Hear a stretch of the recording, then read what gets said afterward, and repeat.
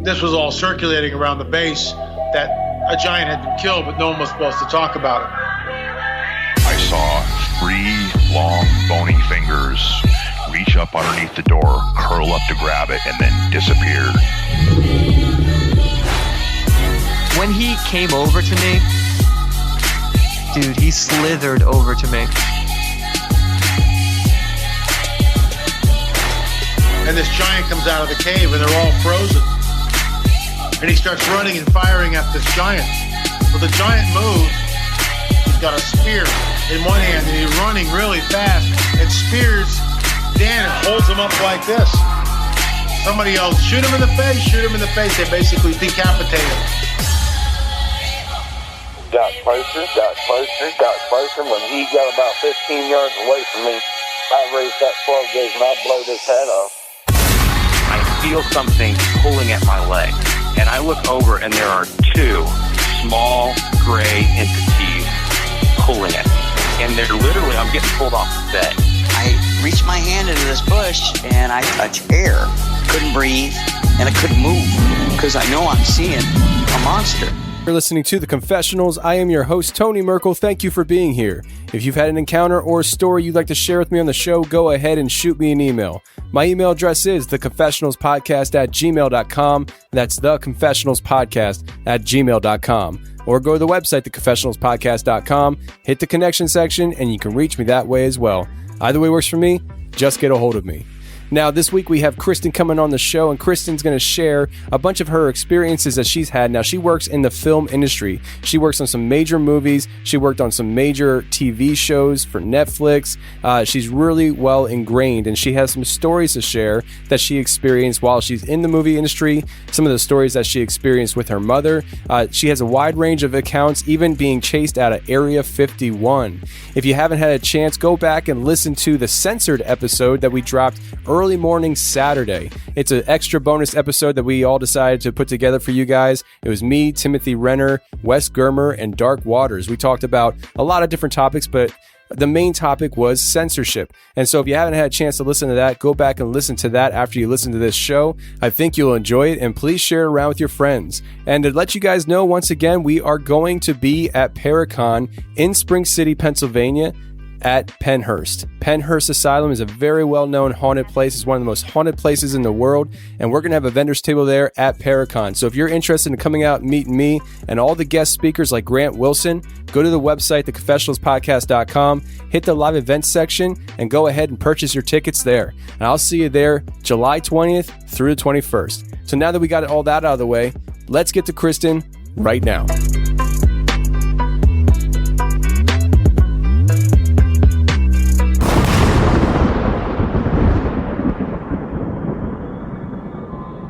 The Hollywood Beach Resort.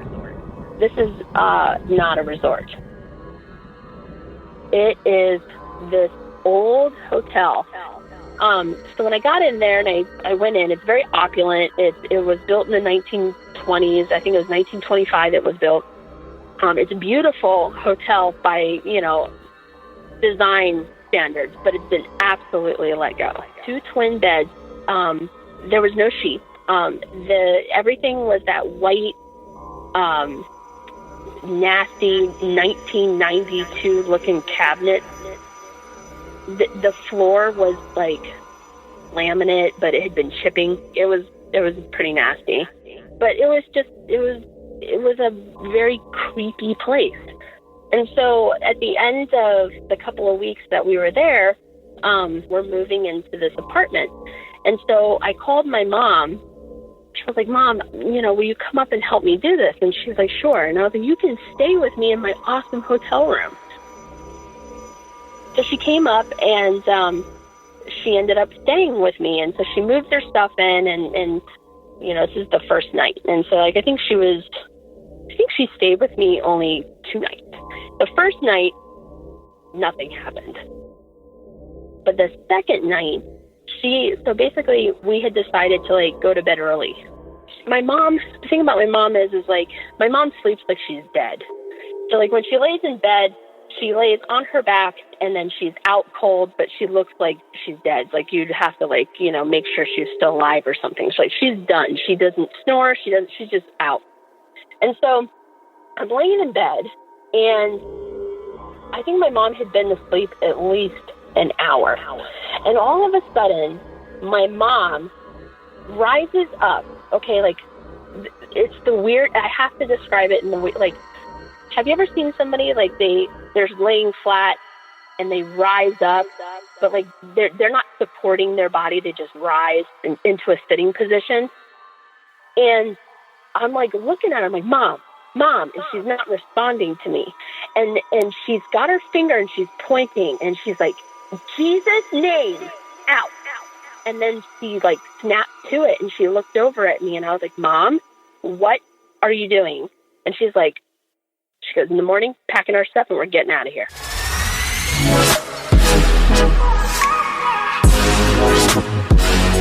Okay, today I have a great guest coming on. Kristen, how you doing? Great, Tony. How are you? I'm doing great. Now you're a unique person. As I got to know you and stuff, just because you work in the movie industry, you work at Hollywood industry, whatever you want to call it, and you actually went to the school I applied to right out of high school and decided not to go to Full Sail University. I applied and was accepted to go to there for audio production, but that's not what you went for. What'd you go for? I graduated from there in 2003, and I went for film. So it's about 18 months, went out fresh out of high school. So it was kind of like plummeting me into the real world very quickly when I was done. So yeah, that's actually why I didn't go, because I graduated high school in 2003, and I was 17 years old, and I would have had my own apartment down there in Orlando. As far as I understood, they didn't have any dorms, right? No, and I lived with my cousin, so okay, it's kind of it's very expensive, but you kind of have to. They try to train you for the real world, and it certainly did train me for the real world. That's true. Yeah, for at least the film industry, of course. Yeah, there was just something inside of me. I was like, dude, you're 17. I cannot move to Orlando, Florida and have my own apartment. I was like, that's just a bad idea. So well, there's a lot of people that go to that school that have that exact problem. So yeah, I know me, and I knew I wouldn't be able to do it. And so I decided not to. And actually, after Lindsay and I got married, I actually reapplied, and I was really considering moving down there to go to that school because at that time, my sister-in-law lived in Orlando. And so we had some family down there, things like that. And I was really thinking about it, but I didn't. And I'm kind of glad I didn't, just because it would have been more student loan debt that I would have had to pay back, because I'm still paying it back. I'm probably going to be paying my student loans back till I'm in my 50s. So kind of sucks. But anyways, you've had a lot of different experiences throughout your life, and they're all, more paranormal experiences. I know you listen to Sasquatch Chronicles, and you're a big fan of that show. So you kind of come from things with a different perspective. But before we dive into things and stuff, I just want to let the audience know that, a lot of the things that you're going to be talking about is with a lot of, very well-known films, TV shows. You're currently working in the industry. What do you do in the industry? Well, right now I am a art department coordinator. So basically what I do is I oversee the art department. We build the sets, we decorate it. I'm kind of I like to tell people who watch Game of Thrones, the best way to understand what I do for a living is I'm the hand of the king. Okay. I'm basically like the right hand person to the art director and the designer, and I'm the make it happen person. But it wasn't always that case. When I first got out and got into the business, I was an assistant, and I had to go get coffee and get lunch and, pay my dues just like the next person. Yeah. And I know we're not supposed to be talking about this stuff, but I just, with that aspect of things, you starting out as an assistant and stuff, in those moments of being an assistant, did you ever feel like you were never going to get where you're at now? Did it ever feel like this is pointless, I'm just getting coffee kind of thing? Or did you kind of have a long-term vision with what you were doing? Everybody, I think, has moments where they feel that way. But I always knew in my heart that this is where I was supposed to be, and this is what I was supposed to be doing. So I just kept going, and there's, I guess there could be a whole podcast just on how to survive in the film business. But I had highs, I had lows, and I just kept going. But I always knew, even to this day, this is where I'm meant to be. And I've had real people, jobs working, I've in regular places. I say regular, I don't mean that in an offensive way, but like I come from show business, but like I've held like a 9-to-5 job. And it just, for me, I wasn't fulfilling what I felt like my purpose was. So if that makes sense, like I just always knew, so it always gave me comfort to kind of think, I'll just keep going at it, until the day I starve, I'm still going to try. Yeah. So it's all I can do. No, I totally get it. And the reason why I ask that stuff is because I talk to a lot of people, obviously with my show, and a lot of people, email me, things like that. And you get some people that are either thinking about starting a podcast, or, even my younger brother who's working to own a company himself. I always tell people that you have to have micro efforts with macro vision. You have to be playing this game for the long term. You have to see that success is 5 years down the road, even though you got to work in the present like success is going to happen tomorrow. I think too many people, they get so narrow minded with what's going on in the immediate that they have a hard time projecting what's going to happen 5 years from now if you keep on putting that effort in. And things don't magically happen. You got to put time and effort in. And, I don't know why I'm really big on that kind of stuff. And I know this isn't that kind of show, so I'll just move on. But anybody who's... No, but it's true, though. I think that if one thing to say on this subject before moving on, though, is that anybody out there who wants something in life, you have to be able to go for it. You have to take the risk, because I was a kid. I grew up in Florida, and I was as far away as from Hollywood as you can get. I was 3,000 miles away. It's the other side of the country. And, I had all kinds of things going against me. I wanted to be in the art department. I was a woman, don't even get me started. But I mean, I fought for it. And I think that if you want to do something with your life, you have to just go for it. Otherwise, you'll never know that. And failure is not about, anything but just trying and picking yourself back up. And you have to fail in order to succeed, Exactly. I mean, failure is part of learning. It's a book that I read in my early 20s. It's called Failing Forward, or Learning to Fail Forward, or something like that. And it's basically taking every situation that you're in, whether you're succeeding or failing, and finding something to learn from it. And you're absolutely right. I mean, it takes, time and effort. Even with my podcast, I mean, I legit work 60 plus hours a week just driving truck, where I can't do anything with the podcast. And then I have my family, and then I have the podcast, and it takes a lot of time and effort. And the patrons know it. They see it. They see me do these interviews and things like that. They know the effort that I put into this stuff. And it's like, a lot of people at work, they're like, why do you do it? Where do you find the time? And it's like, when you're passionate about something, like you don't worry about being tired. You know what I mean? Being tired is just the norm, because you're doing something that you enjoy doing. It's not a burden. It's just a rite of passage. The being tired is just part of that process. And, that's just the way I look at things. What did you say? I said it's very true. If only you knew. Yeah, well, I know. I mean, you messaged me yesterday and you say, we're still good for tomorrow, but I am extremely tired. I should be good, though. So I'm glad we're doing this. And, let's just jump into things here. You had several different things happening throughout your life, even when you were a little girl, but we're going to put that one aside for a little bit. And do you want to start with the Ambassador Hotel, or do you want to start with the Hollywood Beach Resort that you were living in? No, it's definitely start with the Ambassador. Take it away. Can I do it? Yeah, absolutely. Go for it. Cool. Well, it's awesome that we've been talking about the whole, film and school and whatnot, because this particular incident came for me very, very early on in my career. I had, just to kind of let the listeners understand the context of kind of what I was going through and where I was at the time. I had moved to Los Angeles right after I graduated from college.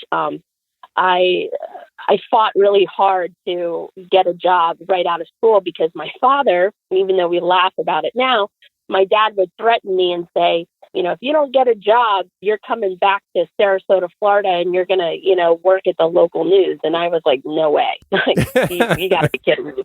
That's the last thing I'm going to do.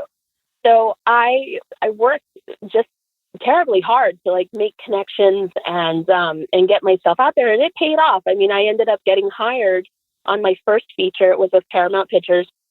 I was just turned 20 years old, and I flew out to Los Angeles, and I ended up working on this movie.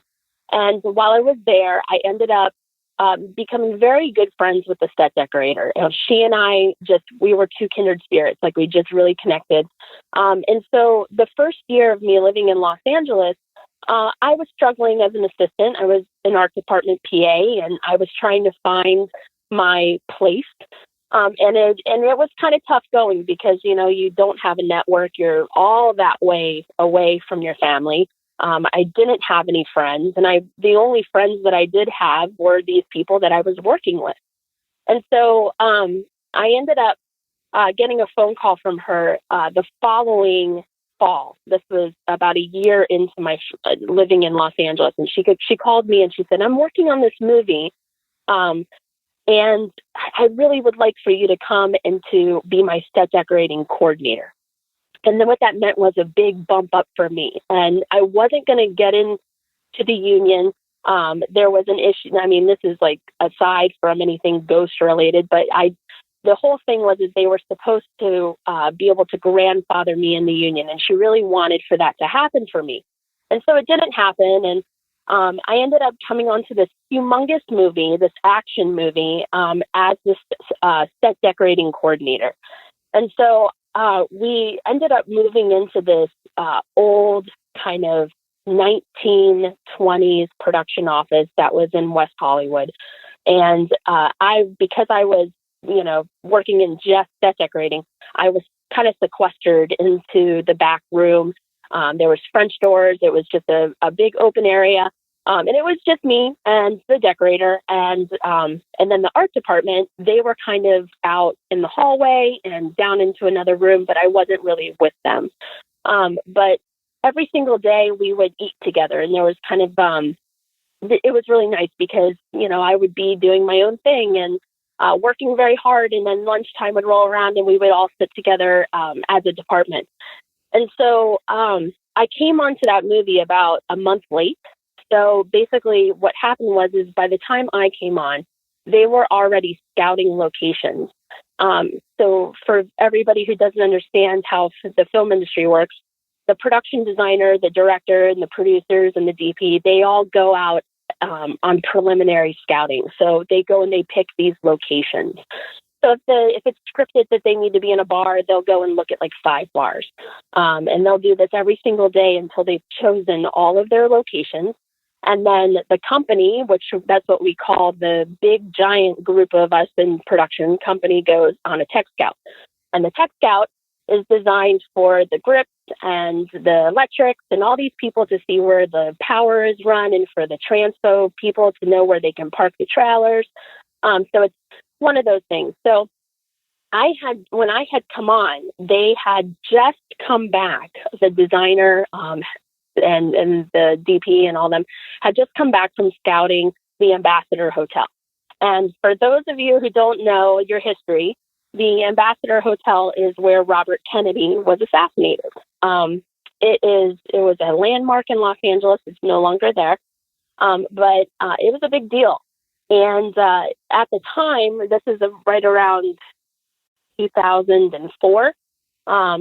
It was about a year before they ended up demolishing it. But at the time, it was just basically used for filming. They had shot some episodes of CSI there and a couple other movies.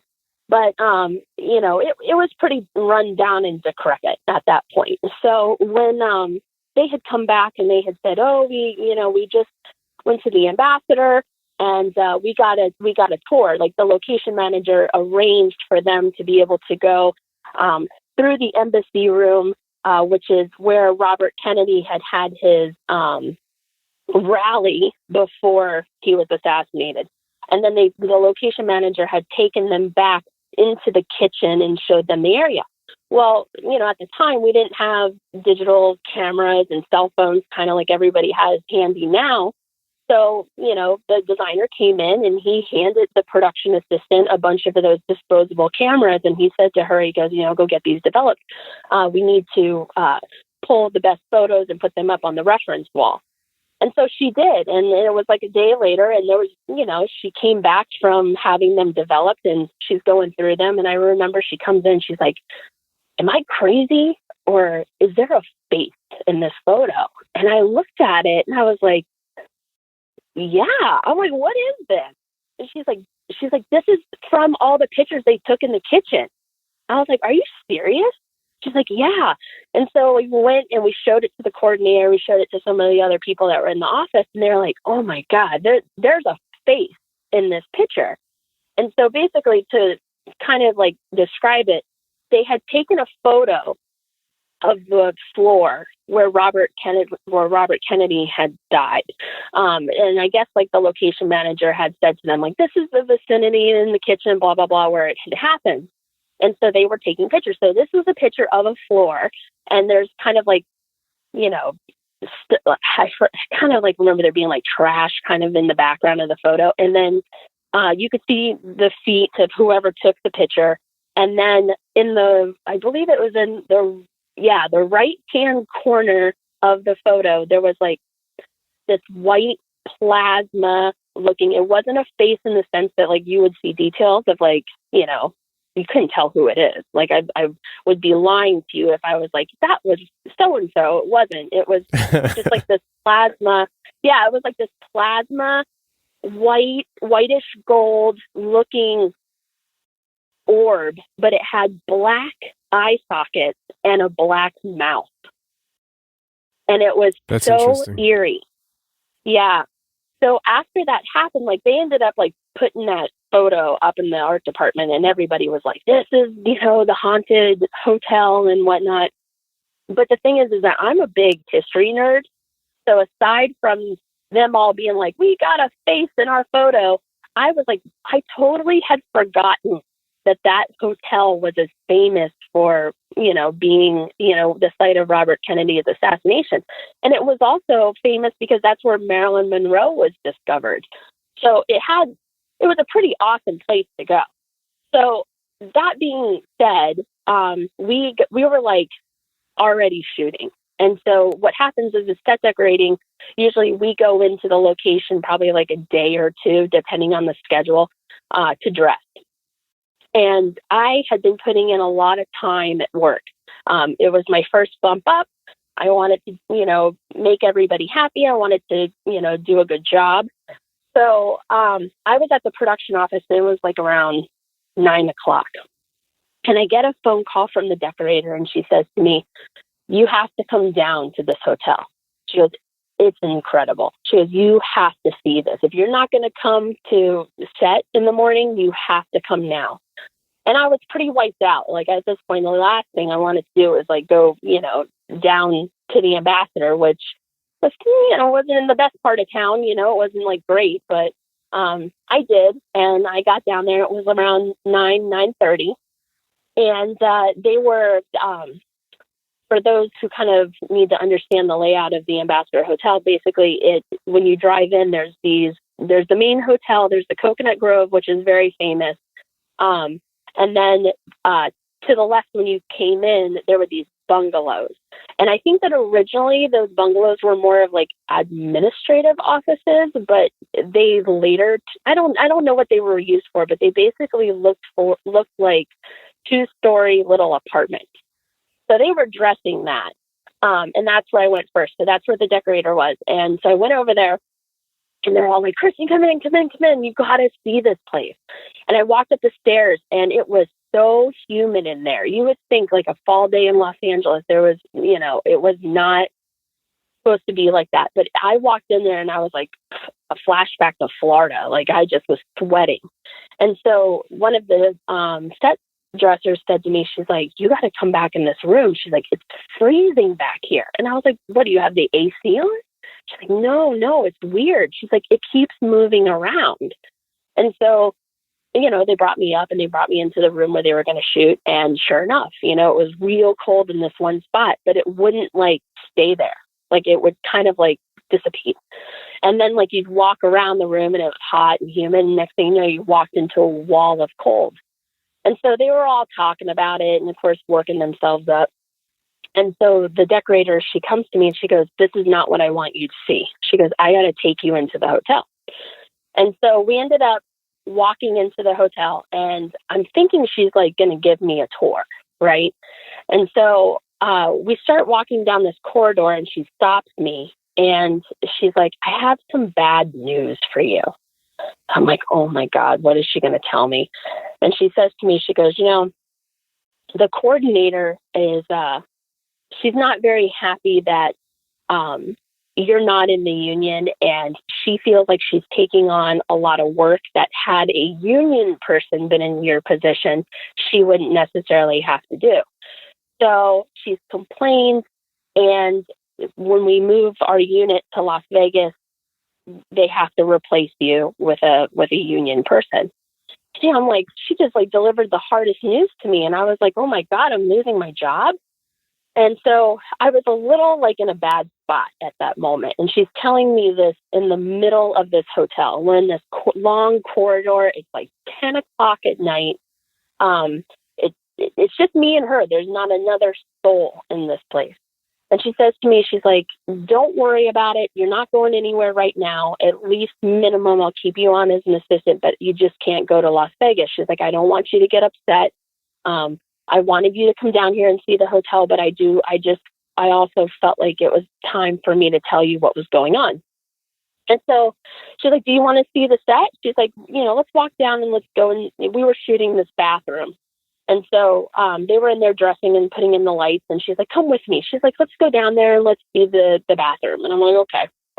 So obviously she's like ahead of me 3 or 4 paces, walking towards where they're dressing. And we're walking down the hallway, and I'm like, now I'm upset. And I'm trying to hold it in, and I'm trying to keep it together. And so I'm keeping my distance. I'm trying to like pull it together. I didn't want her to see the emotion on my face. I didn't want her to see the defeat. Apparently, like I was 20 years old and I wanted to just cry. But as we're walking down, we were passing this cafe, and the cafe is like everything in this hotel looks like they literally just left. Like it was like everybody in there was raptured or something in 1975. I mean, the shag carpeting, it smelled like the 70s. I mean, cigarette smoke. It looked like a time machine, a time capsule. And so we were walking past this cafe. It was all clear windows, and there was painting, like that paint that you can like write on windows with. So like it had the name of the cafe, but it was all worn off. And so I was looking at my reflection as we're walking, and she's ahead of me, and I'm kind of trying to see through the glass, and I'm trying to look into what's in that room. And as soon as my eyes adjusted, there was a woman walking behind me. And even though the whole thing happened within a blink of an eye, I still to this day remember her in every detail that I saw. It was the most incredible thing. But when we were walking and I looked over behind me, as many paces as I was behind my friend, the decorator, was this girl, this woman. She must have been at least 13, 14 years old. And she had long blonde hair, and it was perfectly wavy. I mean, it was like, it looked as if her hair was styled that way. It didn't look frizzy. She had golden blonde hair, and she was wearing a white, her dress was like a drop waist. Like it looked very 1920s, almost 1930s look, but it was white and it had lace embroiderments on it. And as soon as I realized that there was somebody behind me, I turned around and looked down the hallway, and there was nobody there. And it just made my heart skip a beat. I was like, "Oh my God, did I just see what I just saw?" Like I was like in absolute shock. And so my friend, she turns around and she's like, "Are you coming?" I was like, yeah. I was like, yeah. Who else is in this hotel? And she's like, she's like, so and so, like the dressers. And I was like, well, okay. I was like, is that it? And I'm like, nobody else is here. And she's like, no. She's like, well, what's wrong? And I was like, no, nothing. Because like at this point, I was like, I'm already upset. She's gonna say I'm crazy. So I'm like not gonna even like tell her what I just saw. And so we ended up going on, went into this, the bathroom, which they were dressing. And, the set dresser's up there. He's like doing the lights. And he says to her, he's like, we're going to have a real problem tomorrow.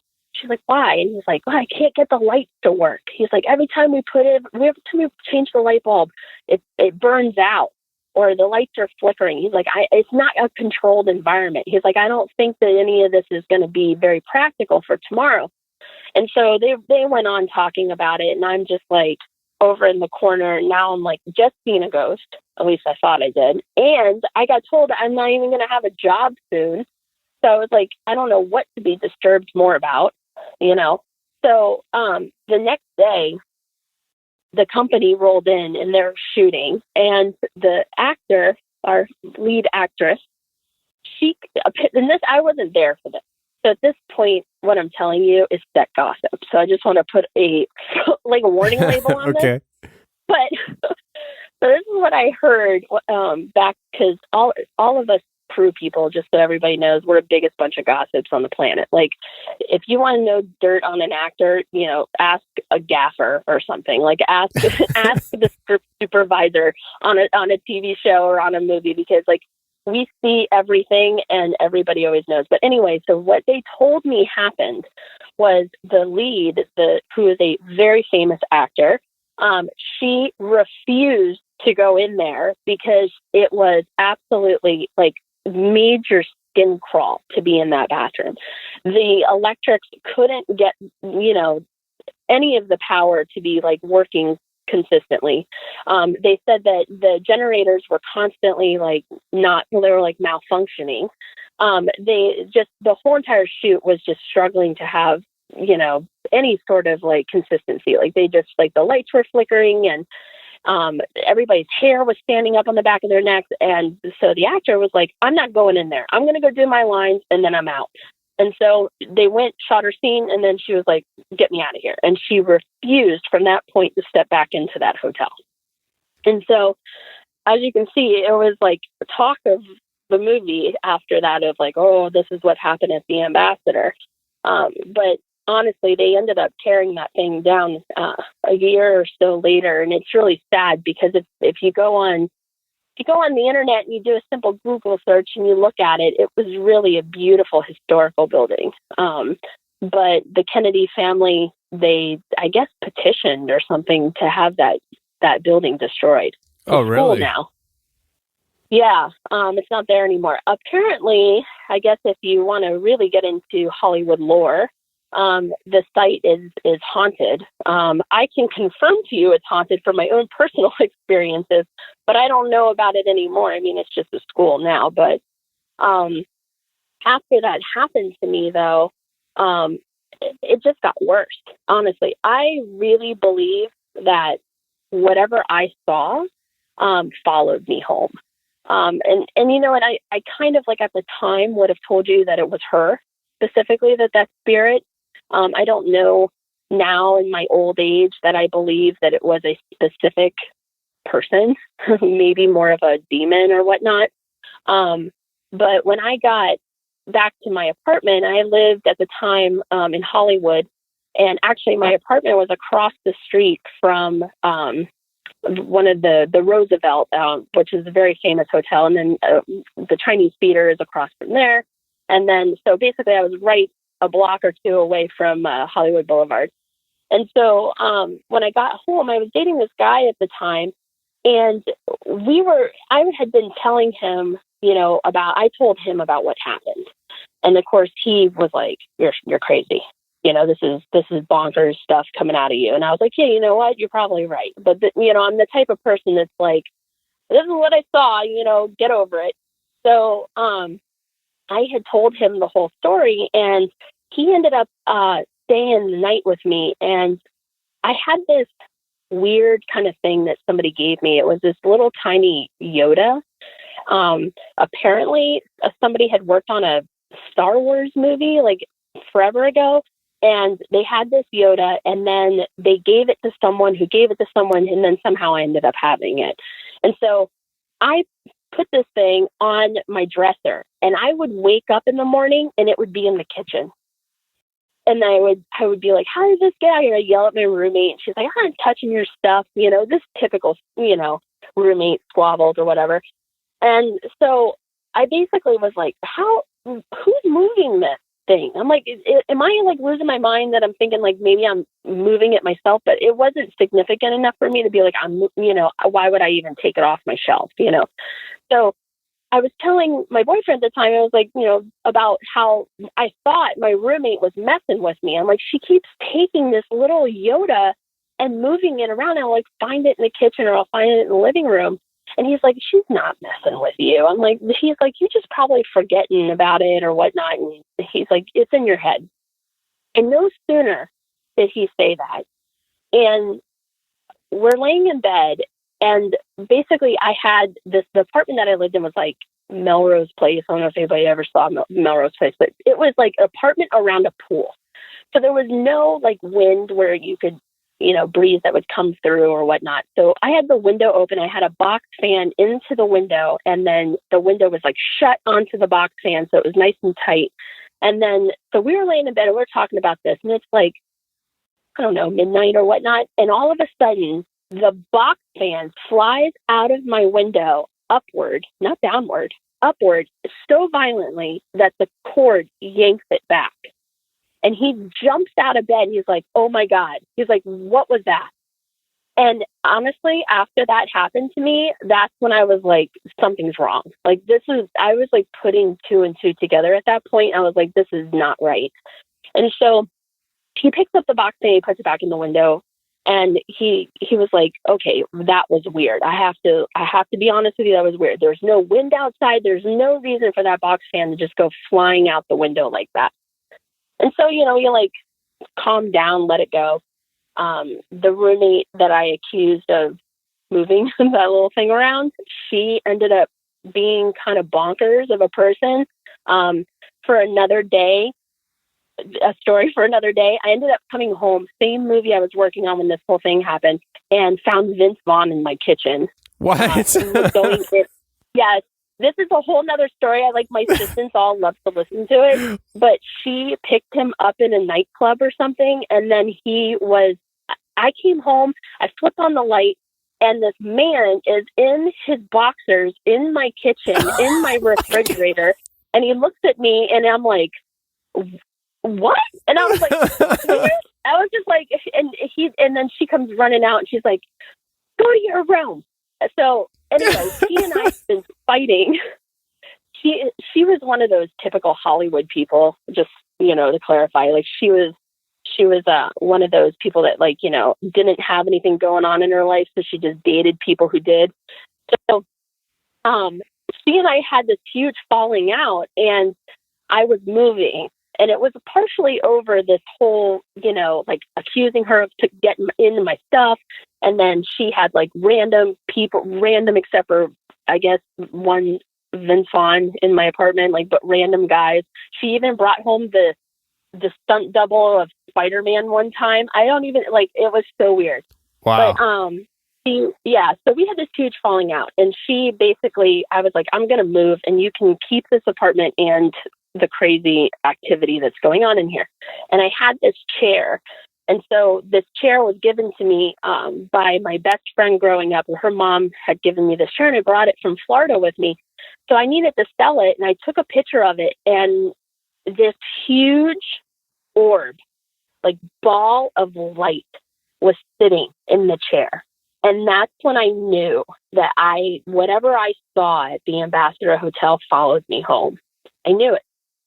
And it scared the living daylights out of me.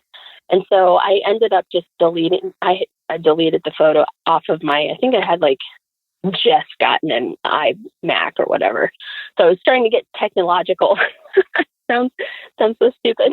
to even like suggest that, like, I didn't have like technical skills back then, but I did. But it scared me. It honestly scared me. And so I got rid of it. I got rid of the chair. I moved. And then after I moved, the activity went away. It like never happened ever again. So, you know, it was crazy, but I really do believe that she followed me home. Wow. Yeah. I mean, so oh my gosh, there's so many things you said there. That I'm just like, I don't even know where to begin. I'm sorry. I mean, are you sure that you weren't looking at Marilyn Monroe? I'm just asking. You know? No, 100%, because she was like 13, 14 years old. She was tall and thin, and she was wearing, the dress was so specific. It was so specific. It was this long drop waist dress. She looked like she was something out of the 1920s. She really did. I mean, other than the fact that her hair was long, it wasn't up.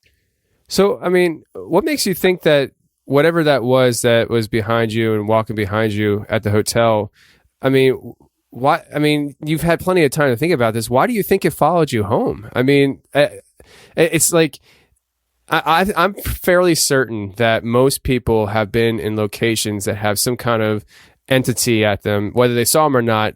Most people probably have been around something and they just didn't even know it.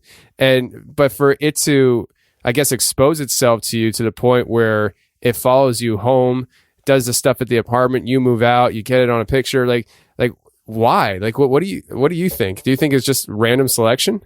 Well, you know, it's funny. I have had time to think about this, because I think that she was drawn to me because I was upset. I had been going through some stuff on that movie. And so if, you know, this podcast would have to be very long for me to explain that, but it was not easy for me. I was really struggling because this coordinator that I was working with, I mean, I was a kid. Okay. I didn't understand hierarchy or how the film business worked. I mean, this was like my fourth show that I had done. So I was still learning, and I didn't understand why why it was a problem that I wasn't in the union, because I was working hard, you know, and I understood, you know, what I wasn't doing, you know, like I wasn't doing her budget and all that stuff, but I didn't understand why that was a problem for her. So I felt attacked. And, you know, and I felt like I had been working so hard to like do such a good job because I was trying to prove myself. And to hear this coming from somebody who I knew defended me, like I knew she went to bat for me, I was heartbroken. So I think that maybe that has something to do with it. But then the funny thing is that over the years, I've also wondered if maybe it had nothing to do with the Ambassador Hotel and maybe had everything to do with me. That this whatever spirit I saw was attached to me and not the hotel. But you didn't notice anything before you saw the spirit, right? Like you didn't notice any activity in your life before that. No. And I mean, I honestly was oblivious to it. I think that, you know, I was so into working and hustling and trying to make this career. I was oblivious to anything. It wasn't until I actually saw it that I was like aware of these little things that started to happen. You know, the fan could be totally unrelated, but I had slept in that room. We lived in that apartment for like 2 years, every single night. And we didn't have AC in that apartment because in Los Angeles, you know, you only really have AC if you live in the valley. And we lived in an old apartment in Hollywood. So we had the breeze coming up off the ocean, and in that apartment never got hot. So we always had our windows open. And so there was that fan never fell out of that window, and that fan never got dislodged. And so when he and I were laying in bed and that thing just violently punched itself out of the window upward, so much so that the cord yanked it back, I just couldn't help but wonder, you know, it was just at the same moment we're having a discussion about me having these experiences. So I felt like it was all connected. Yeah, that's crazy. I mean, just the fact that this thing, it shows itself to you, whether it was with you beforehand or not. And then, you start having that different activity and stuff at the house. And then Vince Vaughn shows up at your apartment. That had to be paranormal. No, it's definitely against the norm. That's for sure. It was definitely weird. Yeah, absolutely. I mean, it's just a crazy. It's definitely a crazy story, and I know that's not the only thing you had going on here. I know recently, I think you said it was in 2012. Something happened involving your mom. Did you want to get into that now? Yeah. So basically, after this whole incident, I would say, I didn't really have any activity after that. And if I did, I certainly wasn't aware of it. I wasn't like pointing the finger like spirits, So I ended up moving back to Florida, and I got some work down in Miami, and I ended up moving to Miami, and I got on this popular Florida show at the time. And when I moved down to Miami, it was kind of like you get the phone call, "Hey, are you available?" And you're like, "Yes." And they're like, "Okay, start Monday." And it's like Saturday, and you're like, "Oh my God, panic mode. How am I going to do this?" And this happened a lot early in my career. So at this time, like fast forward, I'm in the union now. So now I'm an art department coordinator. And so they called me for this job, and they're like, "Can you start?" And I did. And so I moved down there, and I, went on Craigslist, which is probably not a great idea now in hindsight, but I went on Craigslist and I found this room for rent, and I emailed the girl and I was like, "Hey, I'm working on a television show. Can, I move in like Monday, and here's all this money to tell you I'm not a weirdo." And so I ended up moving in with this girl, and she was very nice, but she had this roommate that was not very nice.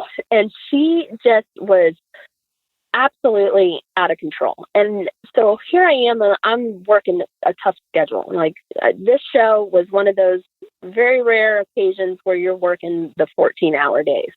And so I would get up early in the morning, I'd go to work, and I wouldn't get home until like, 9, 10 o'clock at night. Sometimes we would have a scout. I wouldn't get home until midnight. So I was pulling very long hours. And the show was coming to an end, and I had about 2 weeks left. And I ended up kind of getting so stressed out at work that one day, because I can sometimes, I admit, be a little bit of a hypochondriac. Okay. I'm sitting at my desk, and I was like, "Oh my God, I'm losing the feeling in my face." And my assistant's like, "Oh my God, are you having a stroke?" I'm like, "I think I am." And I'm like, "Oh my God, I'm dying." And so it went from like 0 to I'm dying very quick. And so he's like, "I'll take you to the hospital." And I'm like, "Oh my God, I'm sure." So the next thing you know, I'm in the hospital, and they're telling me, "You're stressed." And I'm like, "Okay, well, if I'm stressed, that was the biggest false alarm." But that show had been so tough on me that I literally put myself in the hospital with anxiety and stress. And so the doctor said to me, he's like, "Listen," he's like, you need to take it easy. And so go home. I want you to sleep. I want you to tell your boss that you just need to like work just a little bit easier and calm down." And so I was like, okay. And so I went home that night, and I had cranked the AC up. Now we're in Florida, right? It's the middle of summer. And so I had cranked it down, I guess you could say. I cranked the AC to like 68 degrees because I had just come from the hospital, and all I wanted to do was to be nice and comfortable in my room. And so this roommate comes home, and she's like livid that the AC is rolling that low. And she's screaming at me, and I'm telling her, I'm like, "Listen, first of all, I pay 1/3 of this bill. And if it's a little bit high, I'm happy to pay for the whole thing. I have the money." I said, "I've been in the hospital. I just need to be comfortable. I'm just relaxing, don't worry about it." But she was like gun ho on not, letting down from her argument that I was going to make the power bill like ridiculous. And she's screaming at me and yelling at me and blah, blah, blah, blah, blah. And I was like, I've had enough. So the next day I went into work, and I went to production. I was like, I got to get out of this apartment. I'm like, this roommate that my roommate has, this other girl living here, she is blown off the handle, and now I don't feel comfortable. And so they're like, well, we have been putting up the actors and some of the crew at this hotel, and we have a room for the next 3 weeks that you can stay in. And so I was like, oh, thank God, this sounds amazing. So they're like, okay, it's the Hollywood Beach Resort. And, everything in the name of that sounded great. It's on the beach and it's a resort. I was like, lucky me. So I ended up going back and in the dead of night moved my stuff out. And so I ended up moving into this hotel. And so basically to kind of give everybody an idea, this is not a resort, just so y'all know. It is this old hotel. A portion of the hotel is condos. And then I think I probably am wrong, but I want to say the Radisson or I want to say maybe it's not Radisson, but a major chain owns a portion of, they have a portion of that hotel sectioned off. So floor 1 through 3 is designated hotel space. So when I got in there and I went in, it's very opulent. It was built in the 1920s. I think it was 1925 it was built. It's a beautiful hotel by, design standards, but it's been absolutely let go. So when you walk in, I had checked in. I was like, oh, I'm with the production, blah, blah, blah. And they're like, okay, well, we have a room for you. It's on the second floor. And they gave me the key, and I get in the elevator and I go up to the second floor. And this is the grossest place I've ever been in my life. I opened the door to the room. It's white wicker furniture. It was 2 twin beds. There was no sheets at all. You had to bring your own sheets. Everything was that white, nasty 1992 looking cabinet. Wow. The floor was laminate, but it had been chipping. It was gross. It was an off-colored bluish turquoise, so that you couldn't see all the dirt and grime down there. It was pretty nasty. But I was thankful that I had, a place to stay. And so I moved into this place and I went down to Target and I bought myself some sheets and I put it on the bed. And the first couple of nights I was there, I was scared out of my mind. I will be honest with you. It was super uncomfortable in there. You could hear everything happening in the hallway. I was pretty sure that I was living amongst murderers. I don't know, but it was pretty sketchy. And so my friend, who I got him into the business, and he's a very well-to-do cameraman. He actually worked on Ghost Hunters, which makes this story really funny because he's afraid of ghosts, and yet he ended up working on this show, and you'll understand why he's afraid of ghosts in a minute. But he ended up wanting to move into Miami too, and he said to me, he's like, let's get a place together. And I'm like, oh yeah, that would be great. I need a place. So we ended up, we found this apartment, but we couldn't move into it right away. And he was working on a TV show down in Miami. And he's like, do you mind if I just stay with you for a night or two? He's like, I don't have anywhere to stay and I got an early call time. I was like, yeah, I got 2 twin beds in this gross, nasty hotel room. Sure. I'm like, come hang out with me. I'm like, at least, I won't be scared for one night. And so he's like, cool. So we went out to dinner and he came and he's like, and we ended up going out. There's a bar downstairs or whatever. And so we went down there, we got a drink and then, went to bed and I had to leave early in the morning. And so I was out the door and I get this text message from him at 10 o'clock in the morning. And he's like, you didn't tell me about this hotel. I was like, what are you talking about? He's like, I'm never staying here ever again. He's like, forget it. He's like, you didn't warn me. He's like, you know how I feel about ghosts. I was like, Jimmy, how can you even possibly, say that? He's like, I woke up and every one of these cabinets was open. I was like, are you serious? He's like, yeah. He's like, every one of the cabinets is open. He's like, I didn't open it. And so he's panicking. He's in pure panic. I did not tell him that place was haunted. I didn't think it was haunted. I mean, it was super sketchy and gross, but that wasn't anything that was on my mind. And so now this is in my head and I come back, he's not there. right? He booted it out. And so I'm like, now I'm scared. Like, I'm really honest about it. I really was scared. I was like, okay, well, what did I know him so well, and obviously whatever happened to him scared him enough that he wouldn't even stay with me another night. And so I went, I would go to sleep and I would leave the TV on, and I was really uncomfortable, but I never saw anything. I never heard anything. I would wake up, the cabinets would never be open. Like, it was just normal, but it was a very creepy place.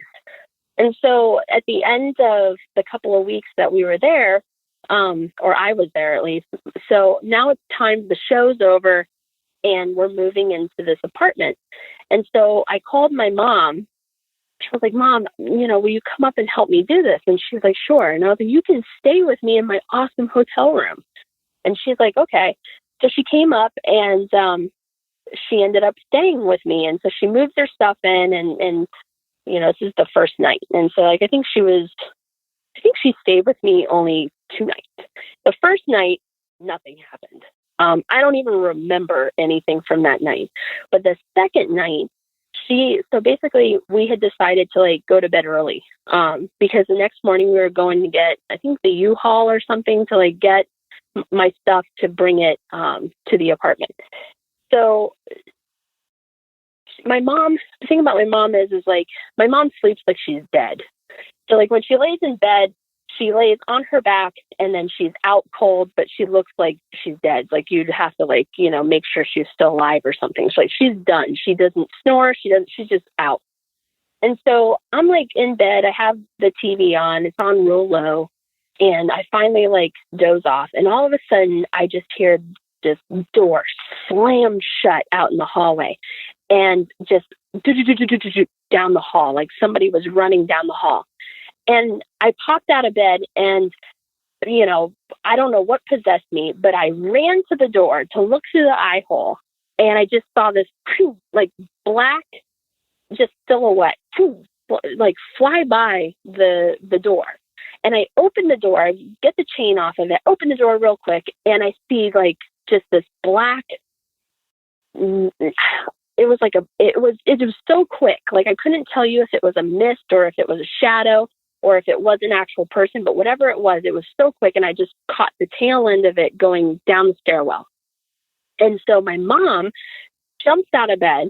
She's like, why would you do that? That's dangerous. You don't know. Somebody could have been, fighting out there and you would have been in trouble, because my mom's like that.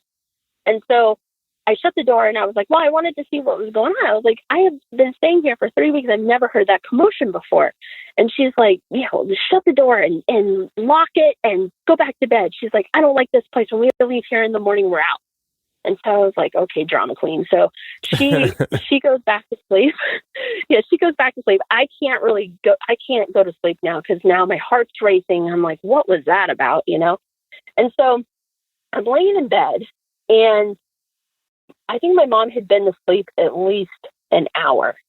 And all of a sudden, my mom rises up. Okay, it's the weird, I have to describe it in the have you ever seen somebody they're laying flat and they rise up, but they're not supporting their body, they just rise into a sitting position? You know what I'm talking about? Yeah, it's kind of creepy.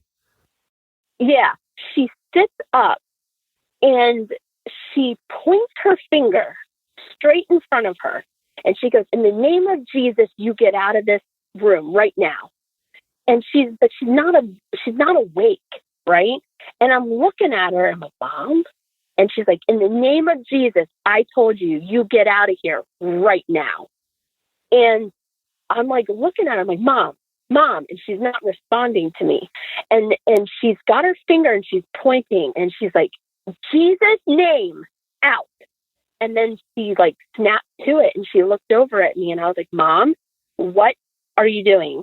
And she's like, you didn't see it? I was like, see what? I just saw you sit up in bed like a weirdo and point at something.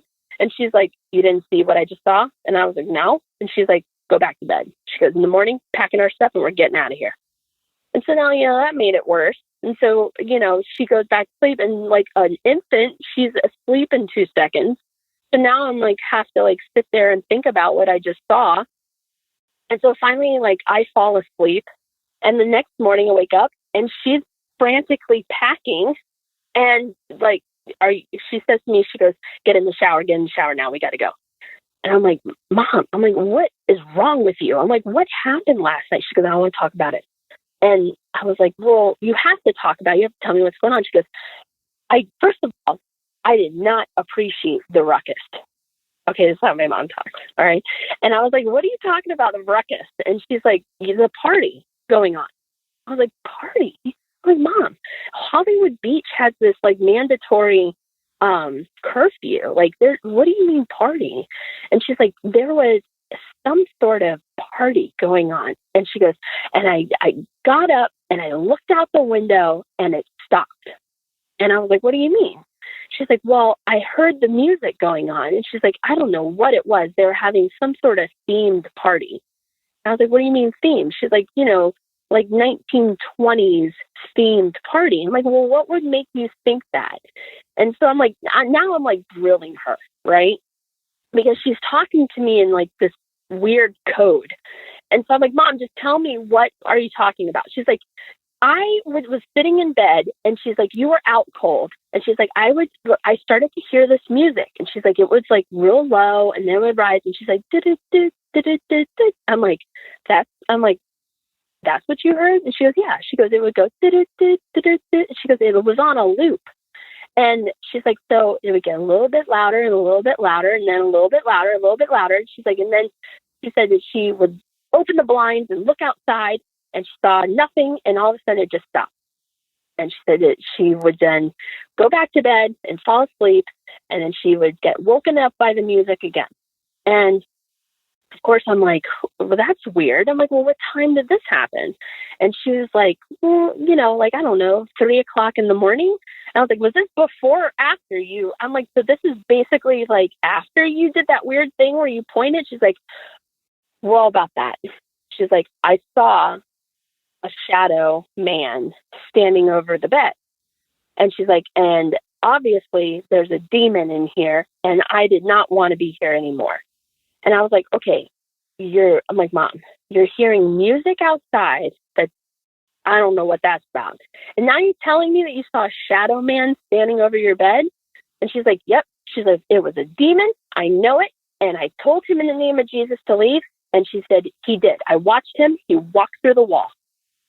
I was like, oh my God. So I'm like, I got all this information that is way too much for me. And so I'm like, I'm just going to go check out. So I go downstairs and I go down to the desk, and I said to the lady at the front desk, I was like, what's the party that was last night? I was like, my mom just been complaining about it. And she's like, what party? I was like, the party. I'm like, that was, right by our window.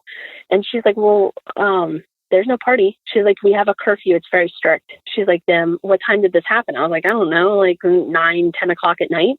And she's like, no. She's like, there's no party. And she's like, where are you staying again? I was like, I'm on the 2nd floor. She's like, which room are you in? I don't remember the room number now, but she says, she looks at me kind of perplexed, and she's like, that room is right over the old ballroom. And I was like, okay. I was like, well, what's there now? She's like, it's abandoned. There's nothing in there. And I was like, okay. And she's like, you wouldn't be the first guest to talk about this. She's like, this hotel has a reputation. And I was like, okay, well, what do you mean? She's like, well, I'm pretty sure what you heard was the people that used to live here and used to come here. She goes, because this hotel has a reputation for having ghosts. I was like, okay. So clearly she wasn't trying. Right. She wasn't trying to sell you on coming back. That's for sure. Well, she the whole thing was like so bizarre to begin with. Like, here I have 2 separate things happening. I have my mom's crazy, like pointing at this demon that she saw, and I saw that happen. But then she's telling me that she's waking up in the middle of the night and she's seeing, she's hearing ghost music.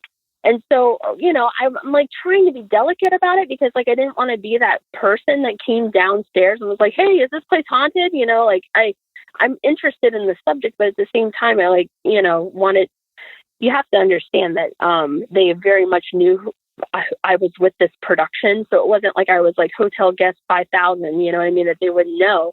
They knew that I was one of like 8 people staying there. And so I just didn't want them to be like, hey, weirdo, you know? But yeah, so I ended up like going back upstairs and I told my mom, and I was just like, you know, they say that this apparently happens all the time. I'm like, you know, right downstairs is where that ballroom used to be. And I was like, hey, Mom, you heard some ghost stuff. I'm like, and you saw a ghost last night. And she's like, oh, I did not. And I was like, well, Mom, you just got done telling me about this black shadow figure that you saw. And she's like, well, it was a demon. She's like, I saw a demon. And I was like, well, what about the music? And she's like, well, it was a party. She's like, I'm like, Mom, there was no party. I'm like, I'm telling you right now that you had a paranormal experience. I'm like, you need to accept it. I'm like, this is amazing. I'm like, because my mom is one of those people, for those of you who don't know, she is one of those Christians that that world doesn't exist, period. You know, there's demons, but ghosts, no, they don't happen. They don't exist. Everything is a demon. And so for my mom to have a paranormal experience like that, she was in shutdown mode. And so she's like, I don't want to talk about it anymore. I'm done. We're going. And so the whole time we're in the car and we're driving, she's just like, will not like look at me. And she's just looking at the road. And I'm like, I'm giddy now because now I'm excited. I'm like, here I had been talking about this. And ever since my experience out in Los Angeles, I was starting to like be more aware of the paranormal. And so I was like, oh man, Mom finally had this experience too. Like, this is amazing. But she basically told me in the car that day, she goes, we don't talk about it anymore. It never happened. Don't you ever bring it up to me. What I saw was a demon. And I don't want to ever go back to that place, and shut it down. She still to this day, if I go and I'm like, hey, Mom, you remember that time that you saw a ghost? She would be like, nope, never. Hey, you remember when you saw that ghost, Mom? Nope, but I remember when I saw that demon. You know, it's just. Well, you know what I mean? Like it's very. I feel like it's patchy for those who don't understand. But like when I was a kid, my mom went through this phase, kind of like when she was a new Christian, that everything was just so extreme, and she got involved in different churches, but there was this one particular church that she got into, and they were very evangelical. I mean, like extreme evangelical. And she just, I feel like my mom's very closed off about things like that. Like she's a very spiritual person. She's a born again Christian. She's a good woman. She has a good heart. But my mom was just one of those people who took religion almost to the extreme. So, you know, as a kid, I had a lot of things happen to me, which, you know, I didn't understand them at the time. And I think that my mom was probably what was causing it, because there was a lot of spiritual warfare going on in my house when I was a child. And so this incident, from it to happen to my mom and the way that I witnessed it, the music aside, I think the music is great. And I think that's a part of the whole experience and the story that makes it so exciting, because it wasn't like just that figure by itself, but it was like, you know, I think my mom experienced 2 different things happening, you know, that were unrelated. But, you know, for her to go through it, and my mom, like, I know she was reevaluating everything she believes in, because she shut down even to this day. So I think it was amazing because, you know, she couldn't write off the music as a demon. I can understand her being like, oh, the shadow figure, you know, that's something that's totally different. But it's the fact that she heard the music and she was looking outside, and then it would stop as soon as she would look. It was amazing. And of course, you know, like as soon as this happened, I was fascinated, and I went back. We were done with the show, but I ended up actually getting on another job, which was the same production company. And then they were doing another TV show. And so a couple of the crew members that worked with me on the previous show went to the new show, and they were staying in the hotel too. And they told me after I talked about this, they were like, oh, apparently up on the 7th floor, there's all kinds of activity. And so the DOT coordinator, the transpo coordinator, she said to me that she was down at the bar drinking with one of the ladies who lived there. And she talked about how she was in her apartment having a glass of wine with her friend, and all of a sudden her friend turned white, and she's like, there was a boy that just ran through your apartment. And she's telling me about this, and I'm like, what? She's like, yeah. She's like, a boy ran through her apartment and through the wall. Like, nothing. And apparently this happens up on the 7th floor all the time. So after I ended up staying there, I did the research, and sure enough, if you go online and you look up the Hollywood Beach Resort, apparently this activity happens all the time. You couldn't pay me to stay in that hotel again.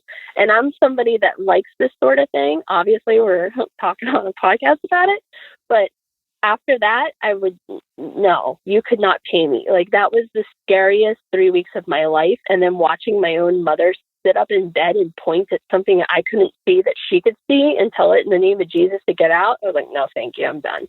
Yeah, that's definitely creepy. I think anybody who were to sit up in bed, I think actually when I was younger, in my early 20s, me and Lindsay had just gotten married.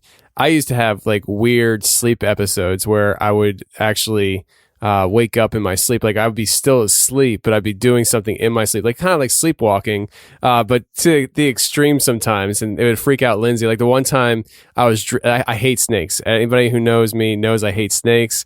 And I was having a bad dream about snakes, and I opened my eyes in my dream, and I saw we had this piping going across our apartment bedroom. It was ghetto apartment, and it was there. I saw a snake wrapped around the piping on the ceiling, and I'm a newlywed, and I think I see a snake wrapped around the piping in my bedroom. I jump out of my bed and I run out of the bedroom, and Lindsay's freaking out. She's like, why? So here I am, just leaving my wife behind to get hypothetically eaten by the snake. But I did that stuff all the time. I was always freaking her out in my sleep. But the thing is, with you, your mom wasn't sleeping. She was awake and very, very aware of what she was seeing. And it's got to be freaky. Definitely got to be freaky. Yeah, it was freaky because I didn't see what she was seeing, but she pointed at it with so much authority. And I think that that's the part that scared me the most, is that the authority that came out of her mouth. Honestly, I've years and years of thinking of this. I don't sometimes. I am well traveled, and I've worked in the industry with people who are Republicans and Democrats, people of all different belief systems, people come from all different backgrounds. So I'm very, I live in New York City, so I'm very cultured. But I sometimes feel like I don't understand how people don't believe in God, because I don't ever hear of someone saying, in the name of Buddha, you leave, and this entity is afraid and does it. Yeah. Somehow the power of Jesus Christ scares the living tar out of whatever is happening, and I witnessed it. And to watch my mom with that much authority command what she was seeing leave, that was the part that scared me the most. It wasn't, the thought of what was in the room. It was what compelled her so much to command it to leave, and she's kind of in this trance too, was also weird. And the way she sat up in bed was kind of straight out of a horror movie.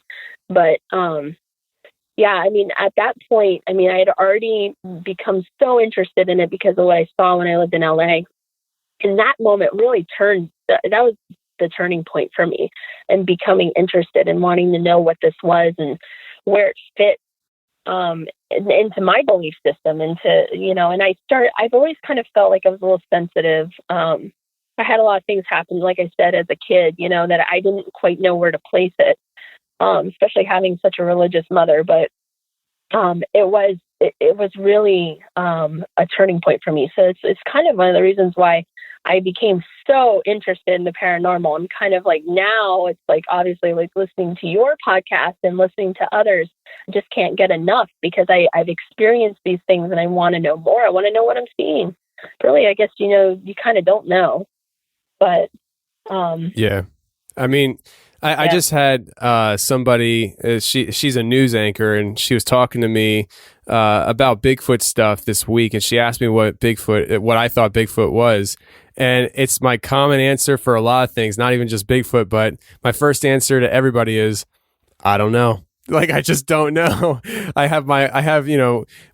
That's my initial answer. And then you have your own thoughts and opinions once you start, taking account of everybody's descriptions of what they're seeing. But bottom line is, we really don't know a whole lot about what's going on in this paranormal universe that we live in. And it's definitely interesting.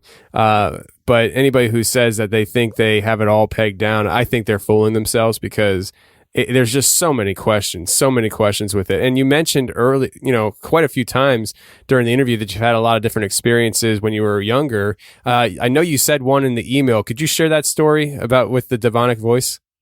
Oh yeah. So when I was probably in my early teens. I had stayed home sick from school, and I say sick with air quotes because I was one of those kids that just like would wake up and be like, I don't feel good. But I had pulled that on my mom that day, and so my mom, being the religious person that she was, there was one show that she would never let us watch, and that was Jerry Springer. And so I loved watching Jerry Springer because of all the burns that came at the end. Like, I always thought that was so great when the audience would like just be like, random burns. So I was sitting on the couch and I had the TV on mute. And so I didn't want her to know that I was watching it, but I had the captions on and I was reading it. And of course, she's in the kitchen, and the way that my house was set up is that the dining area was kind of like in this nook that hung out by the pool. So she was in there paying bills, and her back was towards the television, so she couldn't see what I was doing. And so she knew I was in there, and she knew I was watching TV, but she didn't know what I was watching. So I'm sitting there, and all of a sudden, I heard this deep, guttural, like growling, guttural voice. And it was in a language that I couldn't even tell you it was. All I can do is mimic it, and I know I'm going to sound stupid, but for the sake of everybody understanding, it was like that. And it was in my ear so much that I could feel the breath. And I was like, Mom, did you hear that? And she's like, what? I was like, you didn't hear that? She's like, hear what? She's like, what are you doing? And I, of course, now I'm like freaking out. And so I'm like trying to change the channel. She's like, are you watching Jerry Springer? And of course I got in trouble for watching it. And then, the incident came and went. But I will never forget that feeling. It scared the living daylights out of me. And to feel the breath in my ear was the worst part about it. But she didn't hear it. And I mean, it was so loud and it was so deep that I don't know how she didn't hear it unless I'm the only one who heard it. It was somehow only audible to me. That's incredible. I mean, when you mimicked that voice, my eyes got huge. I was like, holy crap, that would be incredibly scary. Now, with what you just, imitated, is that close to the, verbiage that it used, or is that just like, or do you not remember exactly what it sounded like? I don't remember. No, I don't remember what it said, but I came from a family where like I told you, my mom, she got into evangelicalism. So like she would take us to these churches where they would just speak in tongues. And the only thing that I can explain is that it sounded like that.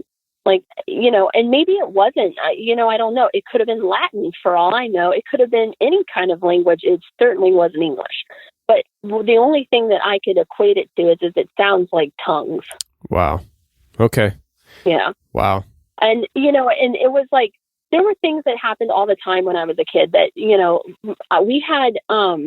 had a collie, and it was my dog, but she would always sleep on the bed, and I would leave the hall light on because I was constantly uncomfortable. Like as soon as my mom gave her life to Christ, and she started, ramping up this whole, constantly reading her Bible. She'd sit in her room and she would speak in tongues and she'd pray, and she was going through she was going through a hard time. You know, she's at the time she was how old I am now. And so she was going through some tough times with my dad. It was before my dad gave his life to Christ. And so she was praying for him. And there was just, I think that there, like I said, there was a lot of spiritual warfare going on. I think that, you know, my dad was a company man. He was a CEO, and he would, you know, he was really into work. And my dad was not an alcoholic, but my dad would socially drink. And so my mom would just be praying for him, and she would be so just like intense about it. And honestly, I really believe, and she does not agree with me, because if she heard me on talking about this right now, she'd be livid with me, because my opinion is that there was a spiritual warfare going on in that house, and it was good versus evil. It was my mother combating the demons, I feel, that were trying to attack her as a new Christian. And so I would be laying in bed, and my dog would get up, and her hair would stand straight up, and she'd just growl so much at the door. And it would scare me. And I was a couple of times that I woke up with sleep paralysis, like where I was frozen and I couldn't move. And it was frightening. It only happened to me like twice, you know, at the most. But it was just frightening. And I remember, like, she went one time for a run, and she came back. She's like, I saw an angel, and just like things like that, you know, like, it just was very intense for a very long time. So I think that is a lot of the reason why later in life, after I had my own experiences and I saw, you know, like these things with physically seeing that woman in the hotel, and then watching my mother command that spirit to leave, really proved to me that these things that were going on, you know, have some validity to them. You know what I mean? Like there is a spiritual world that exists that I'm fascinated with, but at the same time, I know I shouldn't be fascinated with it. Yeah, I mean, so it sounds like your mom, you know, became a Christian later, a little bit later in life than some people. They always say that by the time somebody turns 17, 18 years old, the chances of them, you know, following a specific path of faith, whether it's Christianity, Muslim, or whatever, is very slim, of them changing their direction after they're 18. I guess, you know, that I don't know why. I'm sure there's philosophy behind it, but my point in saying that is, you know, I guess you saw your mom become a Christian, and was that like an odd experience for you? Is that something that was like a turn off for you, or were you kind of confused by it? And then like her radicalism with her faith, was there ever a time that you I don't know what I'm trying to say, like was it a smooth transition for you as a kid seeing that, or was it hard for you to accept, because maybe that plays into your experiences? Well, I think it does, honestly. I think your evaluation of it is true, because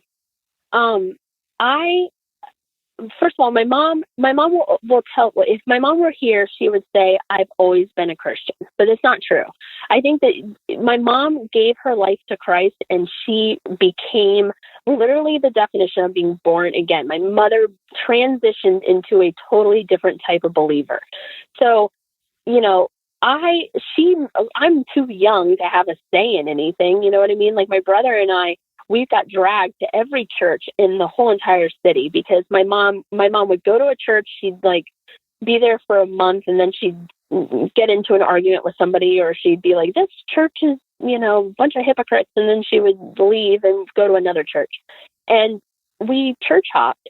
And so, what happened for me is my mother found comfort through the turbulence of her own marriage. My parents are still married, by the way.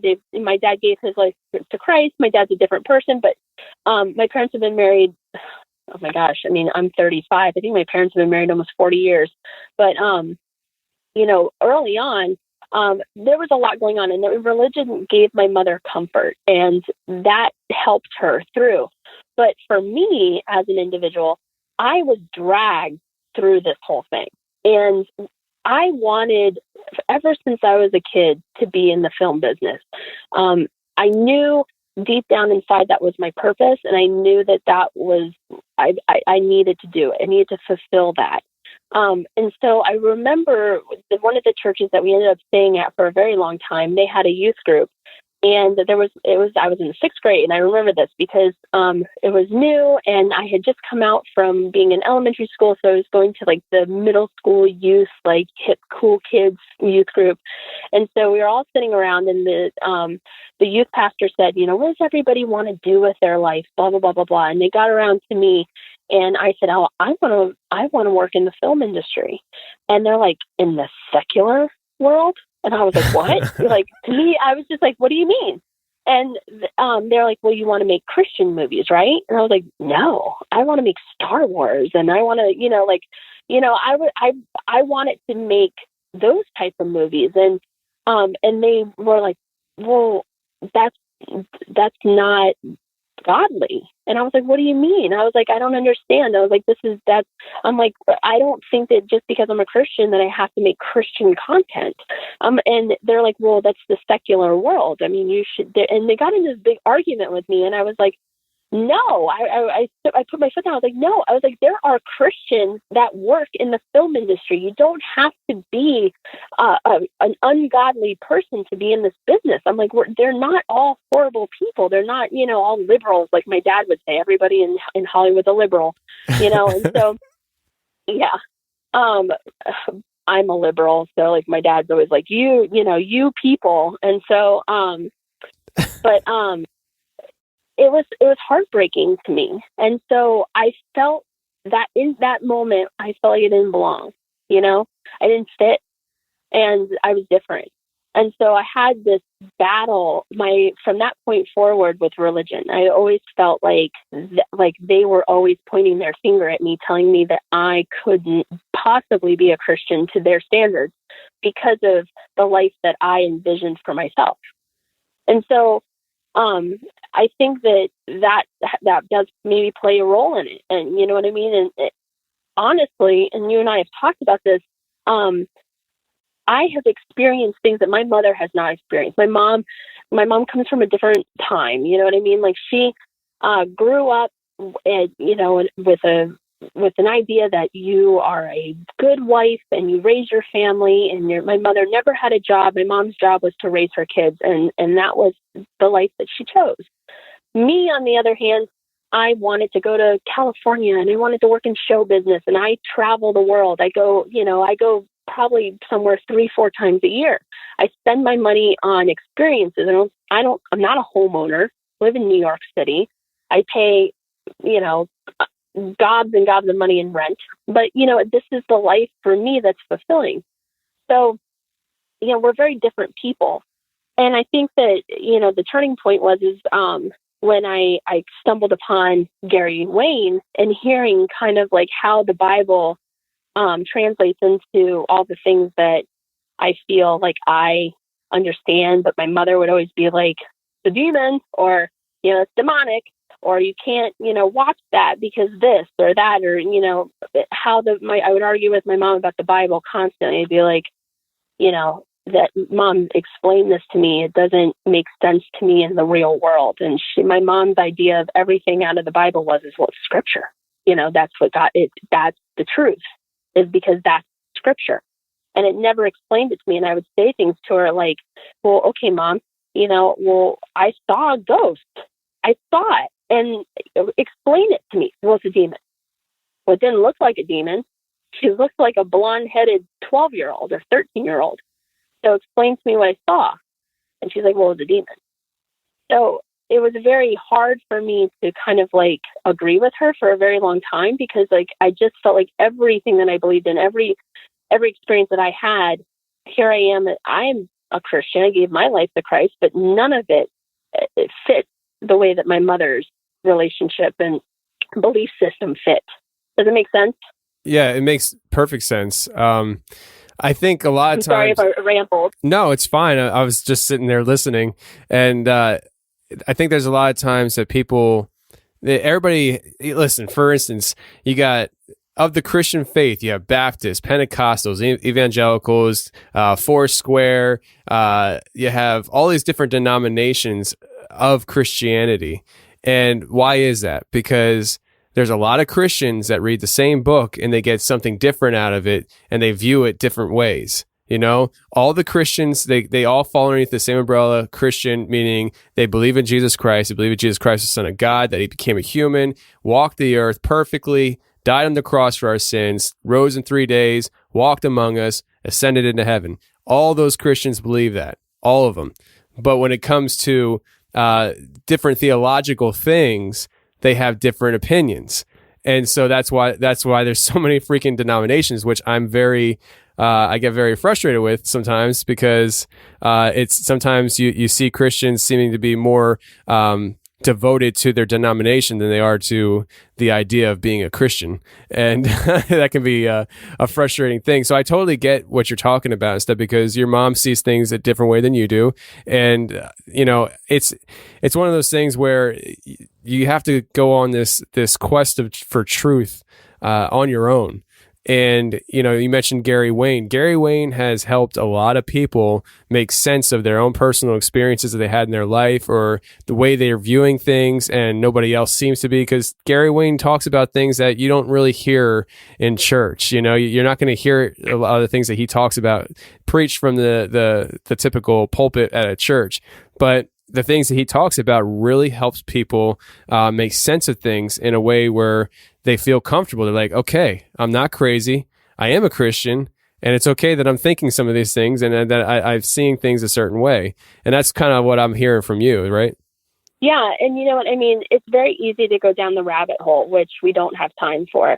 But it's really, you know, the whole thing with Sasquatch is like a whole separate issue, but it goes back to it, like, you know, the whole thing with Gary Wayne explaining kind of how possibly that could even fit into this, and dealing with the Nephilim and demons and basically like the rebellion and all that stuff. It really opened my eyes about what kind of world we're living in. And it's tough because I have to tell you that, like, one of the things that upsets me more than anything is when people are like, Hollywood is corrupting us or this, that, and the other. And, you know, there are a lot of people that work in the business that are like me. You know, maybe we don't go to work every day and tell everybody with fanfare that we are Christians.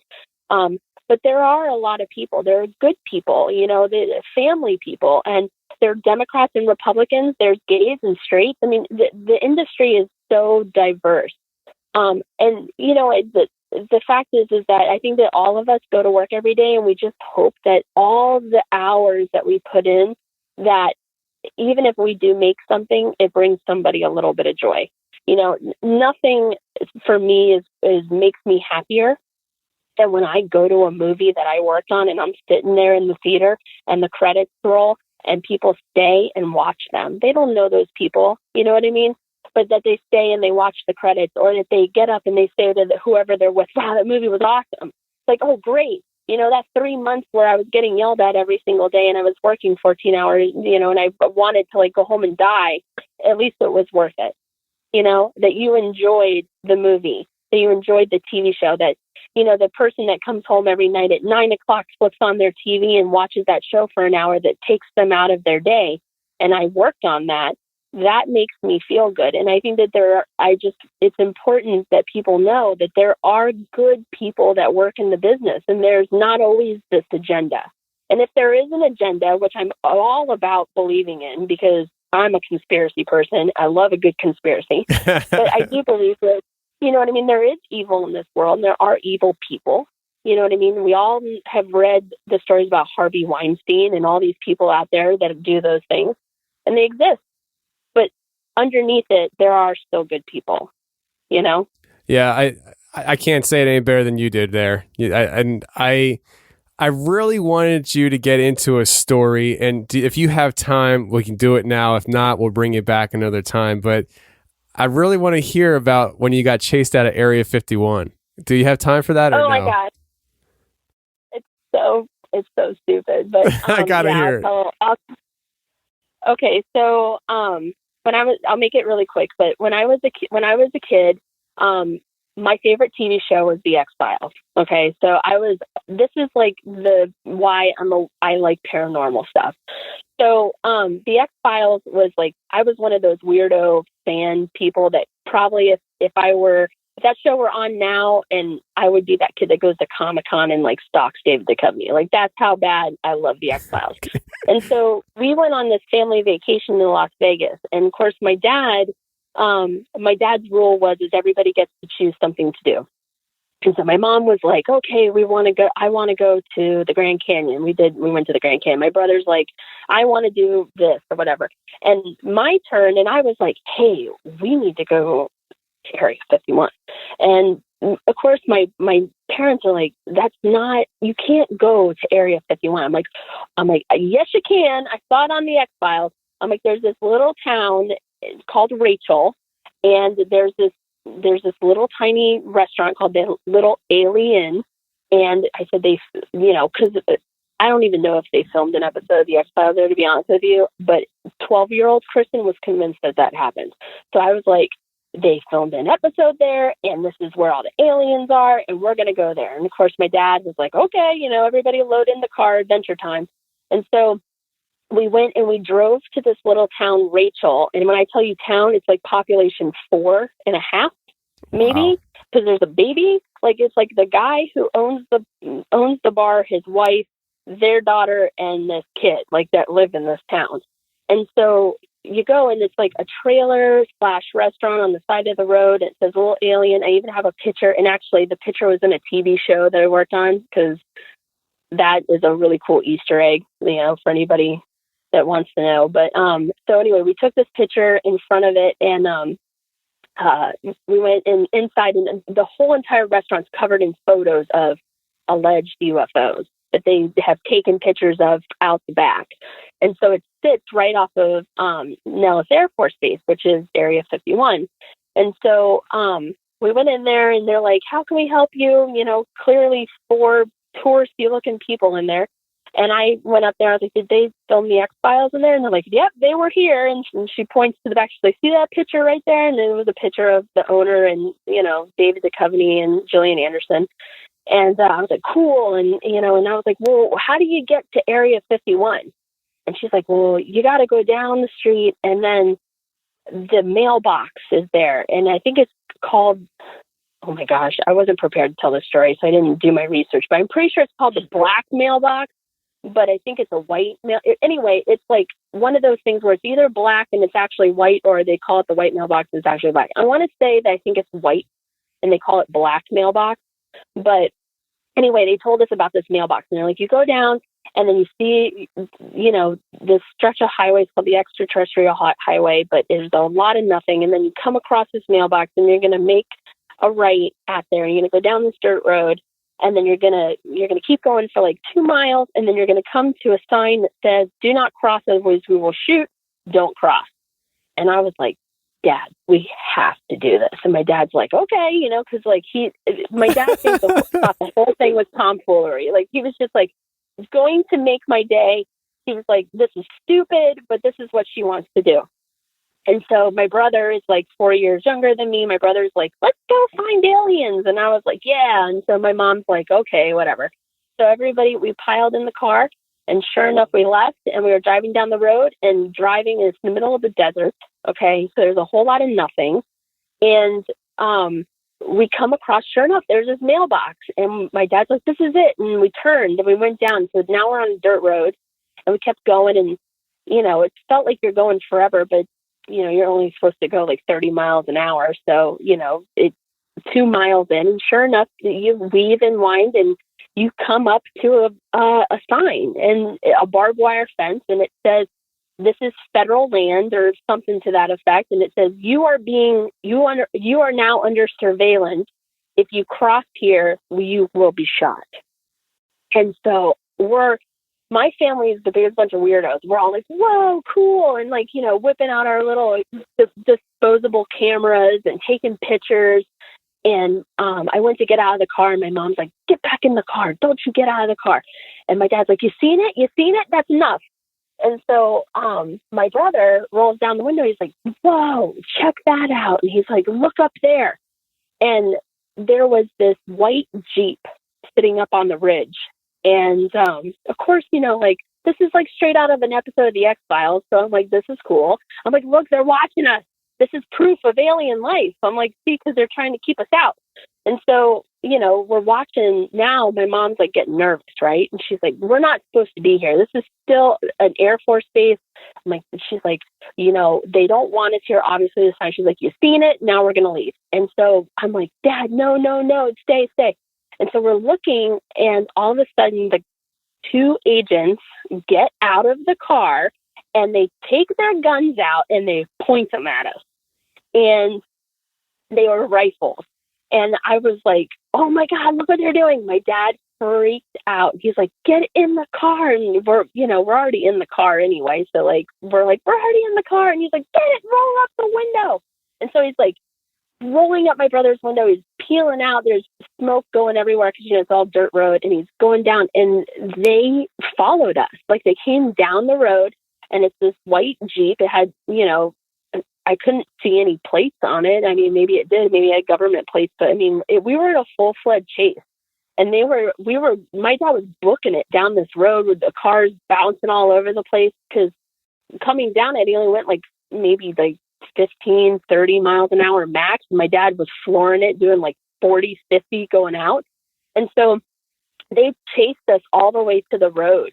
And as soon as my dad got on the highway and sped down, they stopped. Like, they were no longer in view. But like, it like scared the living tar out of us. And of course, I'm in the back going, this is awesome.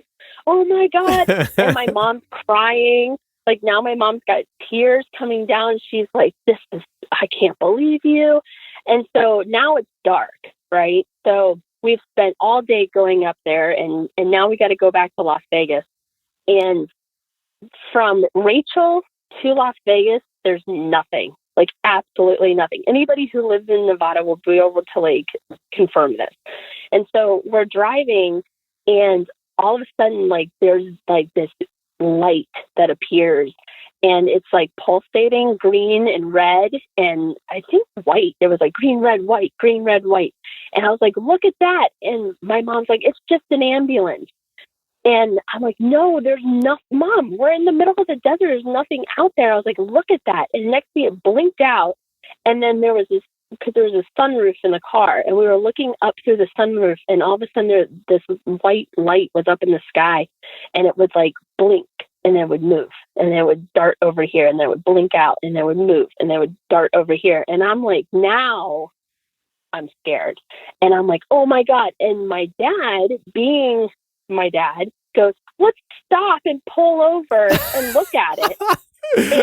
And now my mom is hysterically crying. I'm hysterically crying. My brother is laughing because he knows my dad's messing with me at this point, because they all think I'm full of crap, right? So I'm in the back hysterically crying. I'm like, fire in the sky. I had just watched this movie. So I was like, fire in the sky, fire in the sky. We're going to die. They're coming for us.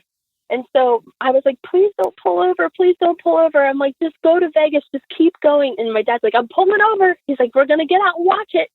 And he didn't end up doing that. We went, but my mom was screaming at him the whole time. She's like, oh my God, why did we do this? I can't believe it. They probably have our faces on file now.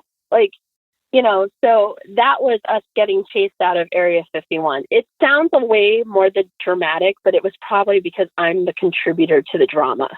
Really. Hey, that's a great story. I love it. I've never been out there and stuff, but I've heard different stories, and that's just fantastic. A whole family on a field trip getting chased by this vehicle and the guns, and oh man. Yeah. That was great. Thanks for telling that. My mom still to this day laughs at me about it, because she doesn't believe in any of that stuff. So, if you ask my mom what aliens is, what is she going to tell you? They're demons, right? So, she's like, it's not possible. This is what she would say. It's not possible, Kristen, to be abducted because you're a child of God. You know what I mean? So, like, that's what she would tell us all the time.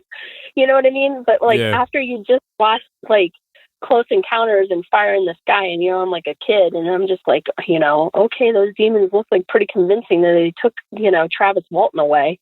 But Yeah, so I'm telling you, everybody always says, Christine, you have such a dramatic life, but I work in show business, so I feel like I have the right to have a little bit of some drama, right? Yeah. Drama queen. Yeah, right. But it was definitely a lot of fun for sure. Yeah, it definitely sounds like it. I mean, yeah, it sounds like you've had an interesting life, and it sounds like it's just a lot of fun. But I tell you what, Kristen, I really appreciate you coming on and sharing these stories and stuff. I think it was a fantastic time, and I really appreciate you coming on. Well, thank you for having me. I hope everybody enjoyed it.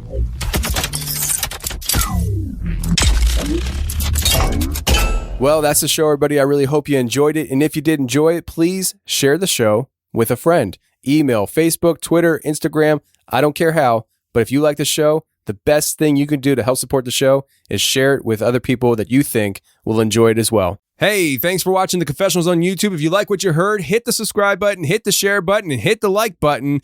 That would be a great help to me. And if you want more of the Confessionals on a weekly basis, every Thursday I come out with a special show just for members on my website. So if you want to check that out, go to theconfessionalspodcast.com, hit the join button, and become a member today. And every Thursday, you'll get a new show, and you can binge on previous shows, which there's almost 100 of them. So if you love the show, go ahead and check it out. But thank you very much for being here on YouTube and checking out the channel.